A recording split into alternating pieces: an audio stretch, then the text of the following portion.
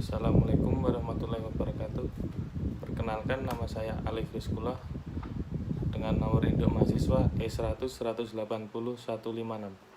Di sini saya akan membahas tentang the rule of rivers, the rule of topography, dan the rule of great rivers. Yang pertama, the rule of rivers. Yang kedua, the rule of topography. Dan yang ketiga, the word great rivers.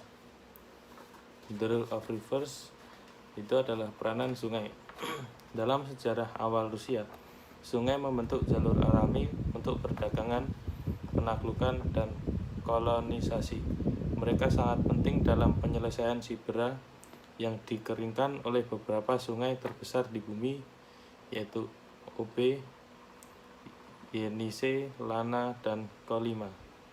Semua mengalir ke utara menuju Samudra Arktik, dan Amur mengalir ke timur ke Pasifik. Dengan mengikuti sungai-sungai ini, anak-anak sungai yang lateral Rusia maju dari Ural ke Pasifik dalam waktu kurang dari seabad.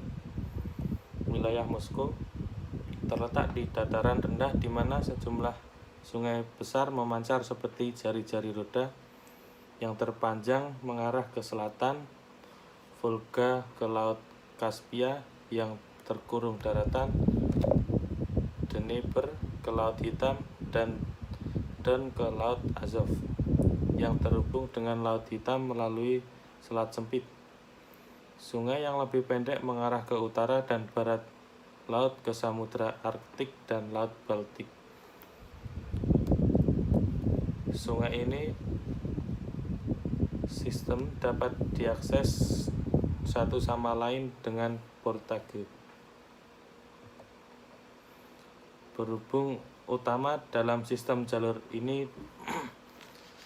air ini pedalaman adalah air kanal Volga Don, dibuka pada tahun 1952 untuk menyatukan kedua sungai di mana mereka saling mendekati di sekitar Volgograd.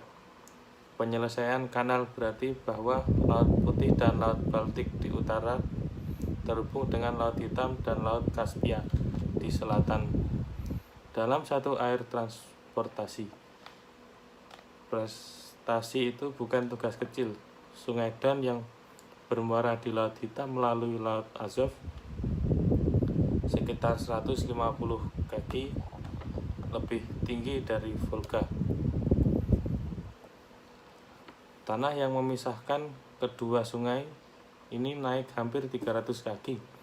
Insinyur memecahkan perbedaan ini dengan 13 kunci, masing-masing dengan lift sekitar 30 kaki yang dibawa air 145 kaki di atas Don dan dijatuhkan 290 kaki ke Volga.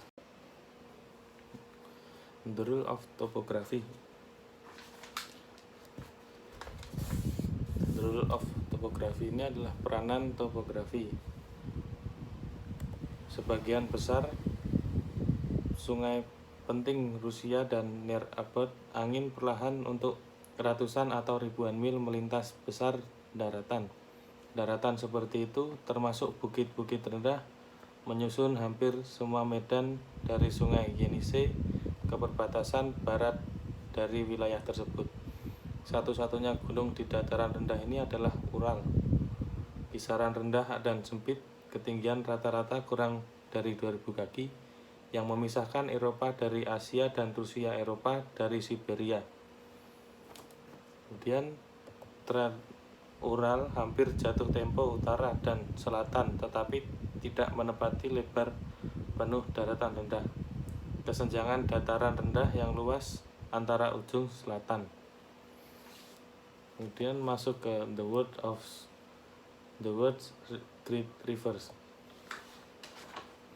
Volga merupakan sungai terpenting di wilayah ini. Rusia sebut saja Matuska atau ibu, naik sekitar 200 mil barat daya Saint Petersburg dan mengalir 2380 mil ke Laut Kaspia. Sebelum kereta api menambah lalu lintas sungai, Volga adalah arteri komersial utama Rusia. Secara tradisional, gandum, batu bara, dan besi bakar dari Ukraina, ikan dari Laut Kaspia, garam dari Volga bawah, dan minyak dari Baku di pantai barat dari Kaspia melakukan perjalanan ke hulu menuju Moskow dan Ural. Kayu dan produk jadi dipindahkan ke hilir ke Volga yang lebih rendah dan Ukraina. Para tukang perahu menarik tongkang ke hulu perjalanan 70 hari dari Astrakhan dekat mulut Volga ke Kazan di Volga Tengah. Kapal uap di akhir 1800-an mengakhiri cara hidup dengan diingat dalam bahasa Rusia yang terkenal dengan lagu The Volga Boatman. Volga sulit dinavigasi sampai paruh kedua abad ke-20, ada beting dan dangkal, terutama di sangat musim panas yang kering dan es masih meniup jalur air setiap musim dingin 120 hingga 160 hari. Selama era Soviet, skema Volga besar mengubah sungai. Tujuannya adalah untuk mengontrol aliran sungai sepenuhnya dengan tangga reservoir besar, dengan masing-masing ke hulu ke bendungan yang membentuk reservoir berikutnya, sehingga memastikan kemampuan navigasi penuh selama 6 bulan saat sungai bebas es dan memasok listrik, tenaga air, dan untuk irigasi. Di belakang bendungan yang merupakan tulang punggung Volga hebat skema waduk begitu luas sehingga umumnya disebut dengan laut. Dengan peningkatan dalam navigasi ini, Volga mengamankannya ditempatkan sebagai jalur internal Rusia yang paling penting. Sejumlah tongkang dan rakit kayu serta armada kapal penumpang yang membawa wisatawan gunakan itu. Perubahan sungai untuk daya navigasi dan irigasi menjadi elemen penting dari pembangunan ekonomi di bawah Soviet.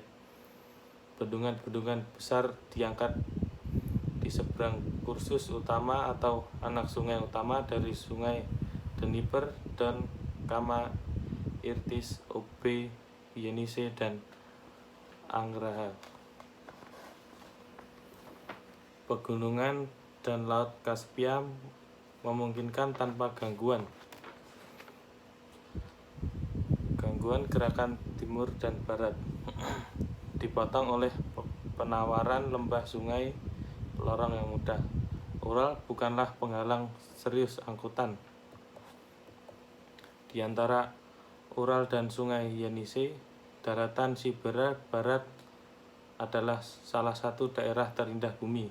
Besar sekali lahan basah di mana sungai Ob dan anak-anak sungainya perlahan berliku menutupi sebagian besar dataran luas ini. Negara yang tergenang air diliputi oleh permafrost itu menghalangi rembesan air ke bawah, merupakan penghalang utama transportasi darat dan mencegah permukiman. Dahsyatnya banjir terjadi di musim semi ketika pecahnya es bertindak sebagai bendungan alami. Pesawat Rusia kadang-kadang bom es kemacetan di sungai untuk mencegah banjir yang lebih buruk. Daerah antara sungai Yenisei dan Lanak ditempati oleh dataran tinggi Siberia Tengah yang berbukit, yang naik 1000 hingga 1500 kaki di atas permukaan laut. Pegunungan yang mendominasi pemandangan timur sungai Lena dan Danau Baikal. Siberia timur laut yang ekstrim, sangat suram, dan negara sulit untuk pemukiman manusia. Dari kaki rentang Pamir, Tien Shan, dan Altai yang tinggi, dan rentang yang lebih rendah antara Pamir dan Laut Kaspia, daratan kering dan seni, dan daratan rendah meluas ke utara dan secara bertahap bergabung dengan dataran Siberia Barat dan dataran luas berbukit rendah di sebelah Ural. Kasar dan menantang, dengan demikian menggambarkan bagian besar dari wilayah dunia yang besar ini. Dan pola manusia wilayah ini tidak seragam dan tidak mudah juga. Sekian dari saya. Apabila ada salah kata, saya mohon maaf. Sekian dan terima kasih.